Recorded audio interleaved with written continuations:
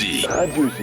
Et dans l'air du temps, ce matin, nous vous parlons d'une date importante. C'est le 16 février prochain. Dans une semaine, rendez-vous à l'auditorium de la Maison de la Radio pour un concerto. Un concerto qui s'intitule « La danse de David ». C'est un concerto pour violoncelle et orchestre commandé par Radio France à François Memoun qui est avec nous ce matin. Bonjour François. Bonjour, merci d'être là. Merci à vous. C'est l'occasion pour nous de vous rencontrer.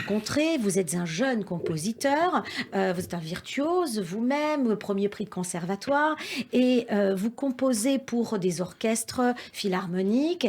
Et là, pour la semaine prochaine, eh bien, c'est la première fois qu'on va interpréter ce concerto. Tout à fait. La danse de David. La danse de David, un concerto pour violoncelle.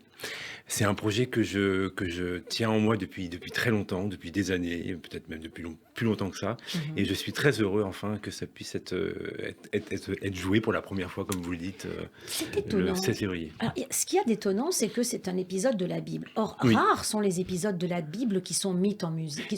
Mais tout à fait, tout à fait. Dans le Pentateuque, bon, je suis très attentif à ces questions-là. Je cherche sans arrêt des évocations, du sonore, de la danse, et malheureusement à chaque fois je suis un peu déçu, je n'en trouve pas.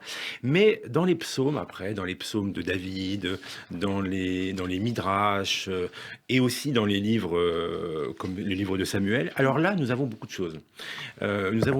Notamment dans les psaumes, autour de la danse et aussi autour du sonore, c'est-à-dire pas simplement le chant ou la danse, mais la sonorité du divin, j'ai envie de dire, vous voyez. Ah oui, ce sont des indices. Oui, ce sont des indices. Alors, il faut parfois un peu les décoder. Et puis, peut-être que le musicien qui est en moi trafique un peu le texte que je lis. Mais par rapport aux 5 grands livres, où là, vraiment, il y a en tout cas, à ma connaissance, vraiment, je n'ai rien trouvé. Là, vous avez beaucoup de choses. Et j'ai déjà composé un grand concerto pour orchestre qui avait été créé à l'Opéra de Bordeaux, que j'ai appelé le chant de la création. Oui. Et qui est directement lié au Perek Shira. Le Perek Shira, qui est donc un midrash composé de psaumes et dans lesquels... Voilà, on entend, justement. Ah d'accord, ok. Continuez. Voilà, dans lequel les psaumes sont empreints de cette espèce de mystère sonore de la création. Alors écoutez, mettez votre casque et comme ça vous allez pouvoir nous commenter. C'est la danse du ciel et de la terre. Exactement. La danse, en fait, tout à fait. Alors il y a 3 mouvements. Et j'ai terminé par le chant, comme si finalement le chant avait été, si vous voulez, la dernière pierre de touche qui avait fait advenir le monde à lui-même.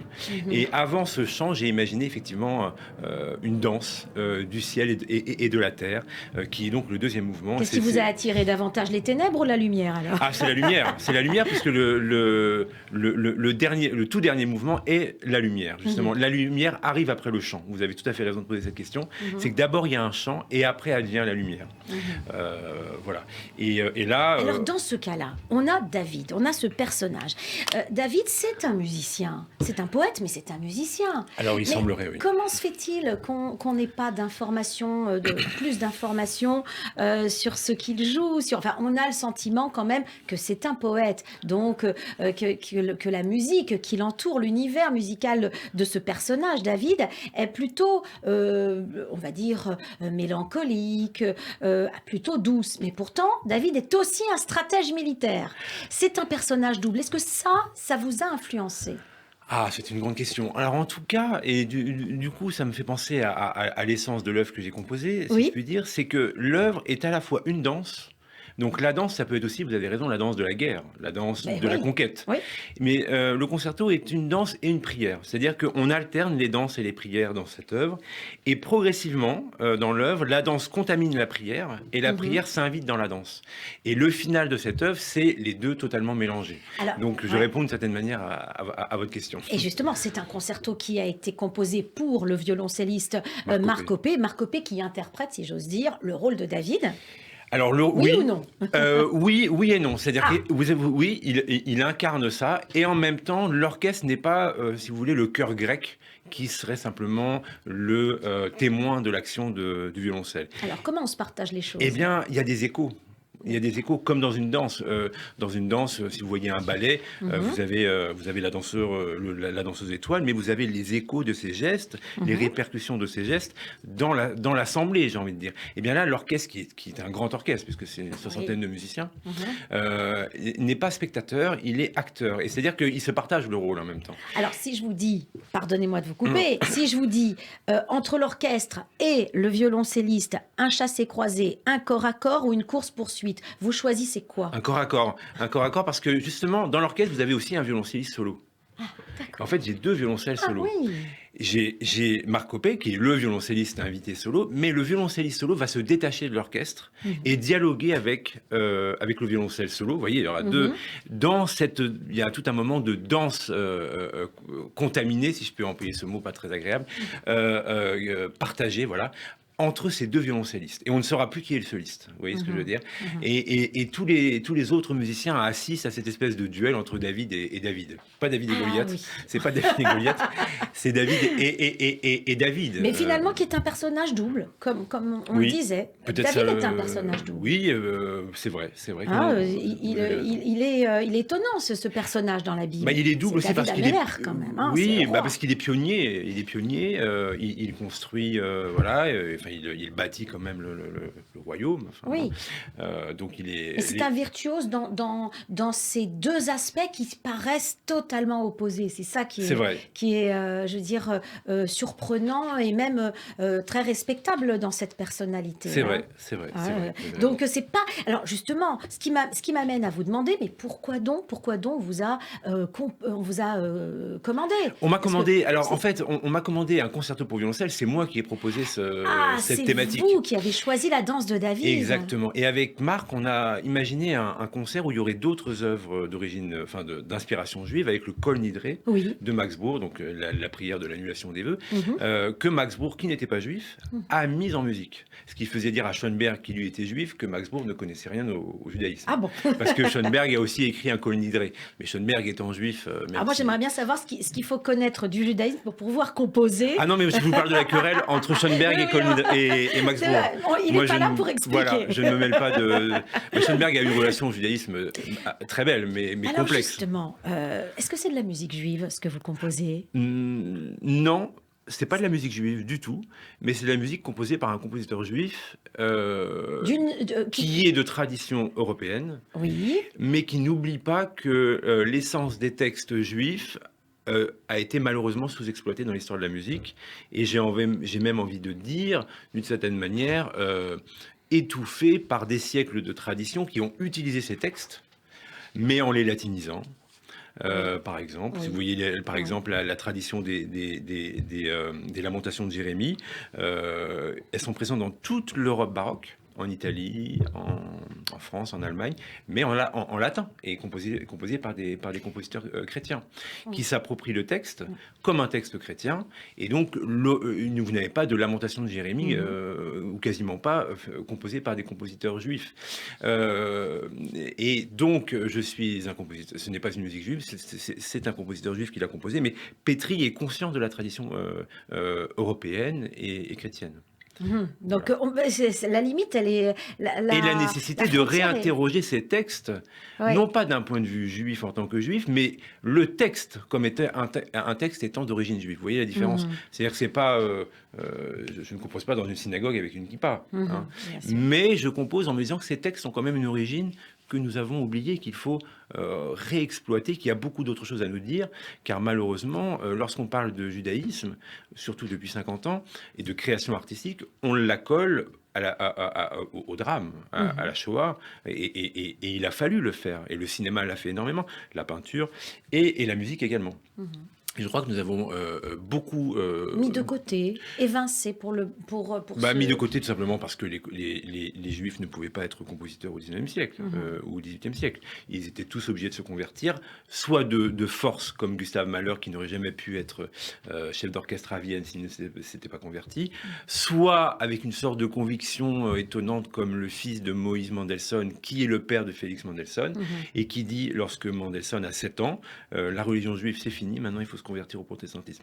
Et donc vous avez un compositeur, Félix Mendelssohn, qui est fasciné par Bach, empreint de luthérianisme, mais chez qui vous pouvez quand même deviner tout de même cette attache au judaïsme, mais qui est étouffée complètement en même temps. Alors vous, de votre côté, est-ce que vous auriez eu le dessein, la volonté dans l'avenir de continuer de vous inspirer de la Bible pour composer?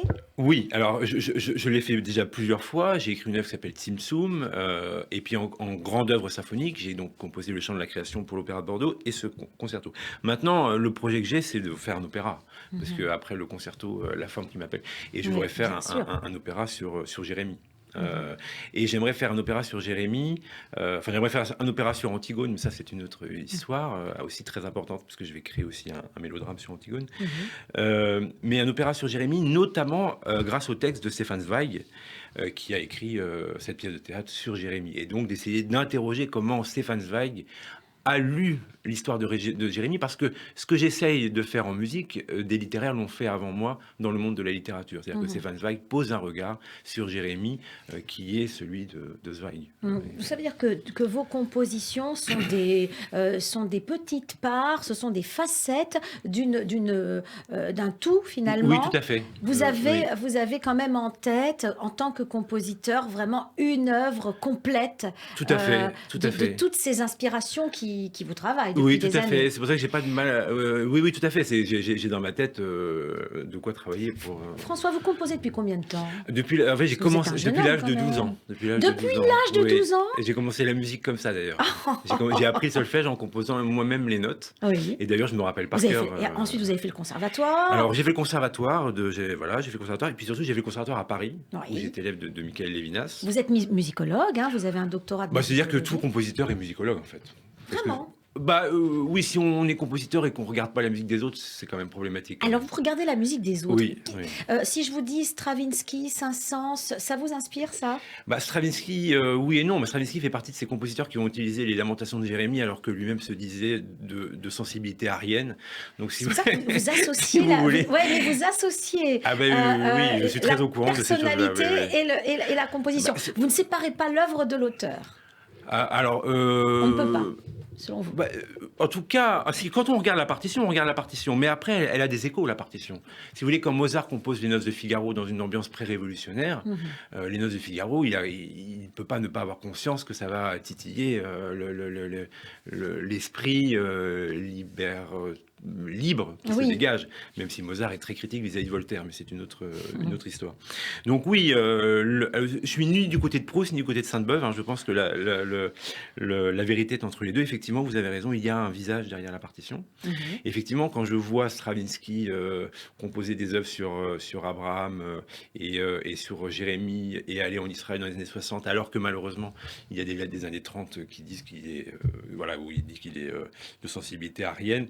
Bon, tout le monde peut changer, mais enfin, si vous voulez, il y a quand même une dissonance pour le coup qui travaille. Est-ce qu'il y a des compositeurs, des grands compositeurs du passé qui vous ont quand même inspiré? Mais Stravinsky m'inspire, c'est-à-dire m'inspire. En tout cas, il était un très grand musicien.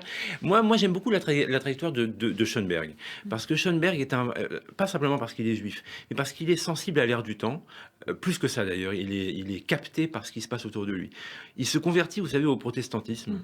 Comme Bergson, un peu, il est très préoccupé par il voit la montée du nazisme. En plus, lui, il est en Allemagne. Et donc, en 1933, il fuit et il se reconvertit, en France d'ailleurs, il faut le rappeler, au judaïsme. Et à partir du moment où il se reconvertit, il va composer des psaumes, mais en utilisant l'hébreu. Alors, il s'était déjà intéressé à tout ça, puisqu'il compose aussi un Moïse et Aaron. Vous voyez, il y a une force en lui très, très, très prégnante pour justement, et je suis du coup pas le premier du tout, Schoenberg le fait, à mon sens, c'est vraiment un des premiers à le faire de manière aussi forte, à essayer d'interroger l'histoire juive, non pas avec l'œil juif, c'est pas ça, mais en réinterrogeant les textes tels qu'ils sont au départ et non pas Moïse comme le grand-père de Jésus. Vous voyez ce que je veux dire? Alors vous vous inscrivez dans cette façon de faire. Voilà, je m'inscris dans cette façon de faire. Je relève le mot, il interroge les textes. Qu'est-ce que ça signifie de la part d'un musicien? Ça signifie d'abord de s'écarter, et ce n'est pas simple, de 4 siècles de tradition. Et ces 4 siècles de tradition, elles sont en moi. Je connais la musique chrétienne, ça. Mais il y a un moment où il faut faire un pas de côté, et c'est un pas qui n'est pas forcément facile, pour dire finalement que, par exemple, vous prenez la figure de Moïse. Elle est très présente dans l'opéra français du XIXe siècle. Mais elle est présente chez Rossini, chez des compositeurs qui, a priori, ne connaissent pas grand-chose au judaïsme. Rossini s'y connaissait plus en foie gras, je crois. Et donc, du coup, comment ces gens-là interrogent, mettent en scène une figure qui, à cette époque-là, c'est quand même le 19e siècle est quand même les siècles où les théories raciales et l'antisémitisme montent de plus en plus, si je peux dire. Gobineau, on voit très bien le lien entre Wagner et Gobineau, qui est un racialiste terrible, et Wagner finira par écrire ce livre terrible qui est Le judaïsme dans la musique, qui est un vrai écrit antisémite, dans lequel à la fin il dit qu'il faut engloutir tous les juifs. Eh bien, dans cette époque-là, comment on représente Moïse ? On est bien obligé de faire un pas de côté. Voilà, vous voyez. Donc, on fait ce pas de côté et on voit comment une personnalité, Moïse, n'est pas seulement le grand-père de Jésus. Vous voyez, comme les chrétiens le considèrent. Et donc, c'est pas simple parce qu'on n'est pas, voilà, il faut pas le faire avec un regard synagogal. Il faut pas le faire avec un regard religieux. Il faut le faire avec un regard entier. C'est-à-dire, on a une tradition, mais cette tradition, elle a une origine.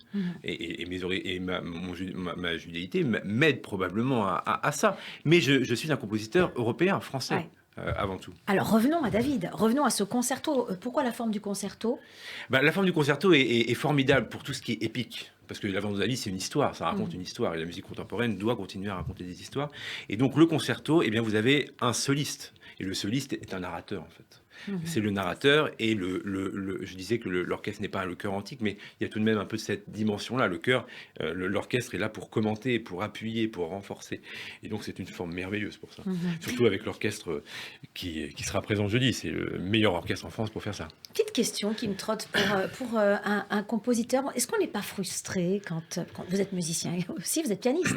D'origine. D'origine. Est-ce qu'on n'est pas frustré de composer et de voir les autres interpréter parce que on a mis tellement de son cœur, on a mis tellement de son imagination que... Alors oui et non, c'est-à-dire que je ne suis pas du tout frustré en tant que pianiste parce que je joue très bien du piano, mais je ne suis pas un pianiste de concert du tout. En revanche, la question de la direction d'orchestre que j'ai pratiquée un peu plus jeune m'intéresse de plus en plus et je pense que là, le chef qui va diriger est absolument extraordinaire, vraiment un très très grand chef, Kazushi Ono. Mais dans le futur, effectivement, le fait de diriger mes compositions m'intéresse beaucoup. Mais je dirais pas qu'il y a une frustration, vous savez, parce que l'interprète, le mot d'interprète, c'est un mot magnifique quand même. Et bien, l'interprète, il n'est pas simplement là pour...